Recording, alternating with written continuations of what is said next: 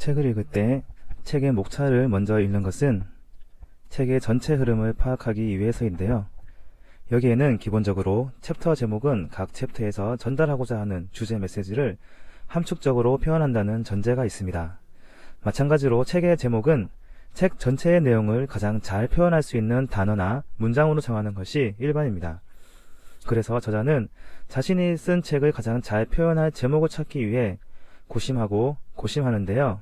따라서 책의 제목은 저자가 책을 쓰는 과정에서 처음이자 마지막이 아닐까 생각됩니다. 이렇게 책의 제목에 대해서 구구절절 설명하는 이유는 대한민국 쓰레기 시멘트의 비밀, 발암물질에서 방사능까지 당신의 집이 위험하다 라는 책을 소개하기 위해서입니다. 제목에 대부분의 내용이 들어있다고 해도 과언이 아닌데요. 제목이 자극적이라는 사람도 있겠지만 저자의 연구에 따르면 충격적이게도 다 사실입니다. 책에 따르면 1999년 8월 경영 위기에 처한 시멘트 회사들을 위해 환경부는 각종 쓰레기를 소각해 시멘트를 제조할 수 있도록 허가했습니다. 쓰레기를 소각한 열로 시멘트를 만드는 것이 아니라 시멘트를 만드는 원료가 쓰레기라는 사실입니다. 책의 두 꼭지는 시멘트 회사와 환경부입니다. 환경부에서 당연히 시멘트 회사를 관리하고 환경에 유해한 물질로 만들지는 않는지, 환경에 유해한 물질을 생산 과정에서 유출하지 않는지, 그리고 완성된 시멘트 상품이 유해한지 무해한지를 제대로 판별해야 됩니다. 그런데 책에서는 환경부와 시멘트 회사가 마치 상부상조하는 걸로 이야기합니다. 책에서는 구체적인 근거를 바탕으로 풀어가는데 가히 충격적입니다. 대한민국은 1998년 이후로 쓰레기로 시멘트를 만들고 그 시멘트로 아파트와 집들이 지어지고 있는데요. 충격적인 것은 우리나라 시멘트 제품 중에서 60%의 시멘트 제품에서 지정 폐기물의 기준치보다 더 많은 발암물질이 검출되었다는 것입니다. 문제는 환경부에서 이러한 사실을 알았으면 시정 조치를 하고 각종 규제를 통해 시멘트 회사가 다시는 쓰레기로 시멘트를 만들지 못하도록 해야 되는데 경영 상황이 어려운 시멘트 회사의 편을 든다는 점입니다. 심지어 일본의 석탄재를 수입해 옵니다. 일본의 화력발전소 쓰레기인 석탄재를 수입하는 나라는 전 세계에서 대한민국이 유일합니다. 이렇듯 쓰레기로 시멘트를 만드는 이유는 단 하나입니다. 시멘트 회사 입장에서는 쓰레기를 처리하는 비용으로 돈을 받고 자신들이 만드는 시멘트 원료도 생기니 일석이조라는 점 때문이죠. 환경부 입장에서는 쓰레기 재활용 성과가 올라갑니다. 환경부에서 시멘트는 소각이 아니라 재활용으로 분류되기 때문입니다. 이렇게 각자가 원하는 바를 이룰 수 있기 때문에 시멘트 회사와 환경부는 국민의 건강을 나 몰라라 한 채 끊임없이 쓰레기 시멘트를 생산할 수 있도록 상부상조한 것입니다. 책을 읽는 내내 저자의 용기와 집념, 투지가 대단하다는 생각이 들었습니다. 저자는 시멘트 전문가도 아닙니다. 그는 목사이자 일개 개인입니다. 수많은 저항과 비난, 심지어 고소를 당하면서까지 그는 포기하지 않았습니다.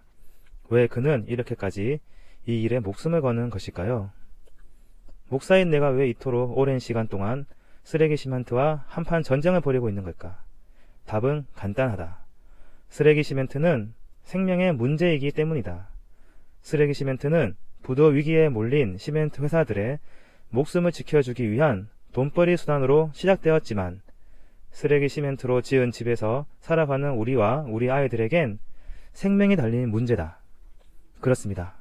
생명이 걸린 문제이기 때문입니다. 사람 목숨보다 더 소중한 것이 어디에 있단 말인가요? 시멘트 회사 사장의 자식들이, 환경부 직원의 자식들이 이 쓰레기 시멘트로 인해 암이 걸린다면 과연 그들은 이 행위를 계속할 수 있을까요? 노무현의 자서전인 운명이다에서 노무현 전 대통령의 분노 담긴 말이 그대로 적용 가능합니다. 국무위원 여러분, 아직도 경제 발전을 위해서, 케이크를 더 크게 하기 위해서 노동자의 희생이 계속되어야 한다고 생각하십니까? 저는 그런 발상을 가진 사람들에게 이렇게 말하겠습니다. 니네들 자식 데려다가 죽이란 말이야. 춥고 배고프고 힘없는 노동자들 말고 바로 당신들 자식 데려다가 현장에서 죽이면서 이 나라 경제를 발전시키란 말이야. 모든 일에 있어 내 자식이 그 피해자라는 생각을 해야 합니다. 내 자식이 백혈병에 걸렸다면, 내 자식이 그로 인해 아토피에 걸렸다면 점잖게 말하기는 불가능합니다. 욕이 먼저 튀어나오고 멱살을 잡으러 들 것입니다. 쓰레기 시멘트를 접하며 마음이 불편했고 이 상황을 제대로 통제하거나 규제하지 않고 있는 환경부와 자신의 이익만을 위해 국민의 건강을 해치는 시멘트 회사에 대한 원망이 마음속에서 끊이지 않았는데요. 그리고 그 원망은 바로 일본이 쓰레기 처리비를 준다고 일본의 오염물질을 수입해 온다는 사실에서 절정에 다다랐습니다. 최근 일본 후쿠시마 핵발전소 사고 이후 세계 여러 나라들이 방사능 오염을 우려해 일본산 고철 수입을 중단했다. 그러나 한국은 방사능 오염의 우려가 있는 값싼 일본산 고철 수입이 증가했다. 더욱 놀라운 것은 방사능에 오염된 고철이 적발되지 않도록 방사능 검사기가 설치되어 있지 않은 전북 군산 항 등을 통해 일본산 고철이 수입되었다는 사실이다. 아무도 수입하지 않는데 대한민국만 그것을 허용했고 그 최전선에는 환경부가 있었고 수입한 오염물질의 최종 종착지는 시멘트 공장이었습니다. 그렇다면 이 문제를 어떻게 해결해야 할까요?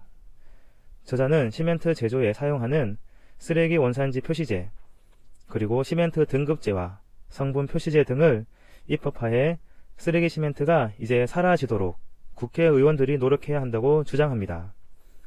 저자는 오랜 기간 동안 홀로 싸우며 이제는 많은 국민들이 쓰레기 시멘트의 비밀을 알 수 있도록 노력했는데요. 이제는 국민들이 목소리를 내어 국회의원들을 움직일 때가 온 것입니다. 32평 아파트에 들어가는 시멘트 값이 130만원 밖에 안됩니다. 그리고 쓰레기를 넣지 않은 시멘트를 사용하려면 여기에다가 50만원만 더 추가로 지불하면 됩니다. 단돈 50만원입니다. 아파트 값이 3에서 4억 하는 거 생각하면 1%도 안 되는 비용인데 이 비용 때문에 쓰레기 시멘트를 사용하고 있다는 것이죠. 그리고 이 비용 때문에 국민의 건강을 해치고 있는 것입니다. 또한 중국산 시멘트는 발암 물질이 거의 없는데 그 이유는 중국이 기술력이 좋아서가 아닙니다. 다만 중국은 1999년도에 전국적으로 시멘트 품질 조사를 해서 8천여 개 공장 중 4천여 개 공장을 폐쇄했습니다. 그래서 중국산 시멘트는 발암 물질이 없는 것이죠. 대한민국도 마찬가지입니다. 기술의 문제가 아닙니다. 다만 규제의 문제인 것입니다.